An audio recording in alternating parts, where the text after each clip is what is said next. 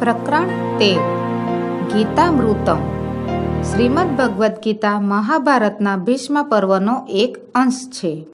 તેમાં કુલ 18 અધ્યાયો અને આ 700 શ્લોકો છે.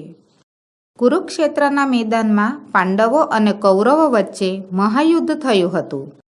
શત્રુ પક્ષમાં ઊભેલા પોતાના સ્વજનો અને મિત્રોની સાથે યુદ્ધ કરવાનું હોય તેમના તરફની લાગણીને કારણે અર્જુન વિષાદ અનુભવે છે.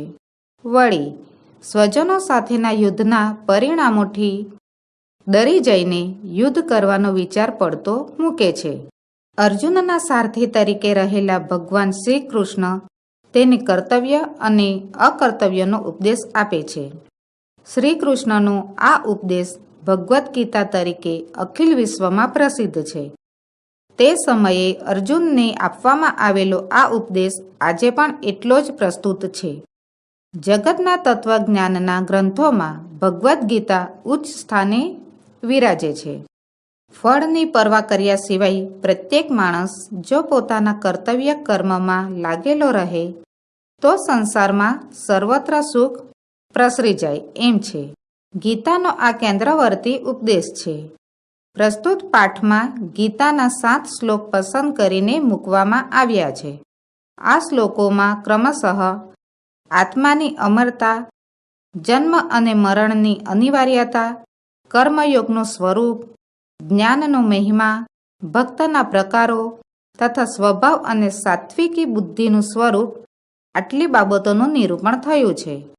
માણસના વ્યક્તિત્વના વિકાસ માટે આ બધી બાબતો ખૂબ જ મહત્વની છે.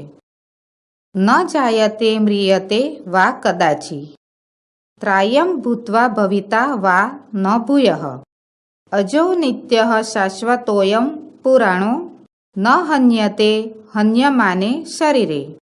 આ શ્લોકમાં કહેવામાં આવ્યું છે કે આત્મા કદી પણ જન્મતો નથી કે મરતો નથી. આ આત્મા થઈને ફરી થશે કે થવાનો પણ નથી. આ આત્મા સનાતન પુરાણો અજન્મા સદા રહેનારો છે. શરીર નાશ પામે છે ત્યારે આત્મા નાશ પામતો નથી. જાતસ્ય હિ ધ્રુવો મૃત્યુઃ ધ્રુવમ જન્મ મૃત્યુસ્ય ચ તસ્માદ પરિહાર્યે અર્થે ન ત્વમ શોચિતું મહર્ષિ. આ શ્લોકમાં કહ્યું છે કે જન્મેલાનું ખરેખર મરણ નિશ્ચિત છે અને મૃત્યુ પામેલાનો જન્મ નિશ્ચિત છે. તેથી ટાળી ન શકાય તેવી બાબતમાં તારે શોક ન કરવો જોઈએ. કર્મણ્યેવાધિકારસ્તે મા ફલેષુ કદાચન મા કર્મફલ હેતુર્ભુઃ મા તે સંગો અશ્વ કર્મણી. આ શ્લોકમાં કહ્યું છે કે કર્મ કરવામાં જ તારો અધિકાર છે, ફળની બાબતમાં ક્યારેય નહીં. તું કર્મના ફળની ઈચ્છાવાળો થઈશ નહીં. કર્મ ન કરવામાં પણ તારી આસક્તિ ન થાવું. શ્રદ્ધાવાન લભતે જ્ઞાનમ તત્પરઃ સંયતે ઇન્દ્રિયઃ જ્ઞાનમ લબ્ધવા પરામ શાંતિમ ચિરેણાધિગચ્છતિ. આ શ્લોકમાં કહેવામાં આવ્યું છે કે સાવધાન અને જેની ઇન્દ્રિયો કાબૂમાં હોય તે શ્રદ્ધાવાન જ્ઞાન પ્રાપ્ત કરે છે. જ્ઞાન પ્રાપ્ત કરીને તે ટૂંક સમયમાં પરમ શાંતિ પામે છે. ચતુર્વિદ્યા ભજન્તે મામ જનાઃ સુકૃતિ નો અર્જુન આર્તો જિજ્ઞાસુર્થાર્થી જ્ઞાની ચ ભરતસર્ભ. આ શ્લોકમાં કહેવામાં આવ્યું છે કે હે ભરતવંશમાં શ્રેષ્ઠ અર્જુન, પીડાયેલો જિજ્ઞાસુ, પદાર્થોને મેળવવાની ઈચ્છાવાળો અને જ્ઞાની એમ 4 પ્રકારના પુણ્યશાળી લોકો મને ભજે છે. યસ્માન્નો દ્વિજતે લોકો લોકાન્નો દ્વિજતે ચ યઃ હર્ષામર્ષ ભયોદ્વેગેઃ મુક્તો યઃ સ ચ મે પ્રિયઃ.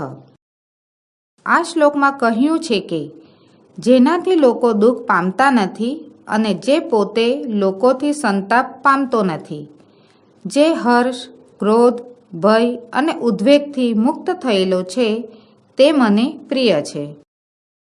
પ્રવૃત્તિમ ચ નિવૃત્તિમ ચ કાર્યાકાર્યે ભયાભયે બંધમ મોક્ષમ ચ યો વેત્તિ બુદ્ધિઃ સ પાર્થ સાત્વિકી.